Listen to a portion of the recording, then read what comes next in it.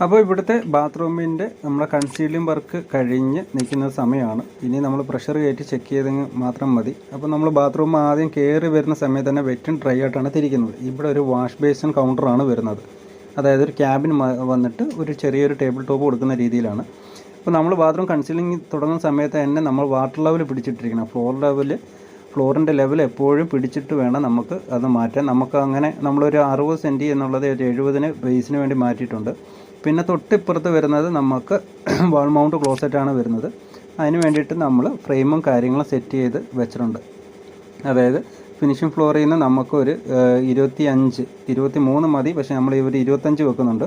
25 സെൻറ്റിക്ക് അതിനനുസരിച്ച് നമ്മൾ കൊടുത്തിട്ടുണ്ട്. അതേപോലെ തന്നെ ഹെൽത്ത് ഫോസറ്റും അതിൻ്റെ തൊട്ട് മുകളിൽ തന്നെ നമുക്ക് ഒരു ഷവർ കോക്കും കൊടുത്തു. ഷവർ കോക്ക് കൊടുക്കാനുള്ള കാരണം എന്ന് പറഞ്ഞാൽ ഫ്ലഷിൻ്റെ അകത്ത് എന്തെങ്കിലും അതായത് ഫ്രെയിമിൻ്റെ അകത്ത് ടാങ്കിൻ്റെ അകത്ത് എന്തെങ്കിലും കംപ്ലയിൻറ്റ് വന്നു കഴിഞ്ഞാൽ നമുക്ക് അടച്ചിടാൻ വേണ്ടിയിട്ടാണ്. ഇപ്പം വരുന്ന ഒട്ടുമിക്ക ബ്രാൻഡുകൾക്ക് അങ്ങനത്തെ ഒരു പ്രോബ്ലം വരുന്നില്ല, പക്ഷേ എങ്കിൽ പോലും നമ്മളൊരു സപ്പോർട്ടിന് വേണ്ടി നമ്മൾ കൊടുത്തതാണ്.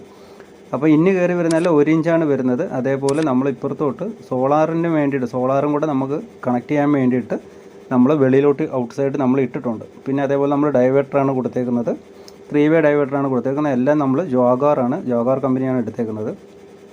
അപ്പോൾ ലെഫ്റ്റ് സൈഡിൽ വരുന്നത് ചൂടുവെള്ളവും റൈറ്റ് സൈഡിൽ വരുന്നത് തണുത്ത വെള്ളവും, പിന്നെ ഏറ്റവും ടോപ്പിൽ റൈറ്റ് സൈഡിൽ വരുന്നത് നമുക്ക് ഹാൻഡ് ഷവറാണ് വരുന്നത്. പിന്നെ തൊട്ട് ലെഫ്റ്റ് സൈഡിൽ ഏറ്റവും ടോപ്പിൽ വരുന്ന സ്പൗട്ട്, നേരെ മുകളിൽ പോകുന്നത് ഷവർ എന്നുള്ള രീതിയിലാണ് ഇതിൻ്റെ അകത്ത് 3 വേ ഡൈവേർട്ടറായിട്ട് മിക്സായിട്ട് വരുന്നത്. അപ്പോൾ നമ്മളിത് സെറ്റാക്കിയേക്കുന്നത് 120-നാണ് സെറ്റാക്കിയേക്കുന്നത്. അത് ഫിനിഷിംഗ് ഫ്ലോറിൻ്റെ കാര്യമാണ് പറയുന്നത്.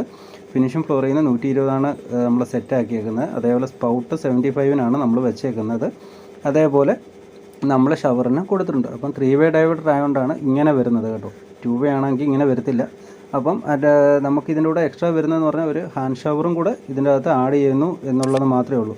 അപ്പം നമ്മൾ കുളിക്കുന്ന ഏരിയ വെറ്റ് ഏരിയയ്ക്ക് നമ്മളൊരു 120 അതായത് 120 നമ്മൾ വിട്ടിട്ടുണ്ട്. 120 സെൻറ്റ് നമ്മൾ വിട്ടതിന് ശേഷമാണ് വെറ്റ് ഏരിയയ്ക്കകത്ത് നിന്ന് ഡ്രൈ ഏരിയയിലോട്ട് നമ്മൾ പാസ് ചെയ്യുന്നത്. അപ്പം നമ്മൾ അതിനനുസരിച്ച് സ്പേസ് കണക്കാക്കിയിട്ടാണ് നമ്മൾ വെച്ചേക്കുന്നത്. അപ്പം ഡ്രൈ ഏരിയയ്ക്കകത്ത് നമ്മളൊരു ട്രാപ്പും വേണ്ട ഇവിടെ കൊടുത്തിട്ടുണ്ട്. കാരണം അവിടെ ക്ലീനിങ്ങിൻ്റെ സമയത്ത് നമുക്ക് ഇതിലോട്ട് വെള്ളം പോകാൻ വേണ്ടിയിട്ടാണ് ചെയ്തേക്കുന്നത്. അപ്പം വെറ്റ് ഏരിയ നമ്മളൊരു പാർട്ടീഷൻ തിരിച്ച് ഒരു ഗ്ലാസ് പാർട്ടീഷനാണ് ഇതിൻ്റെ അകത്ത് വരുന്നത്.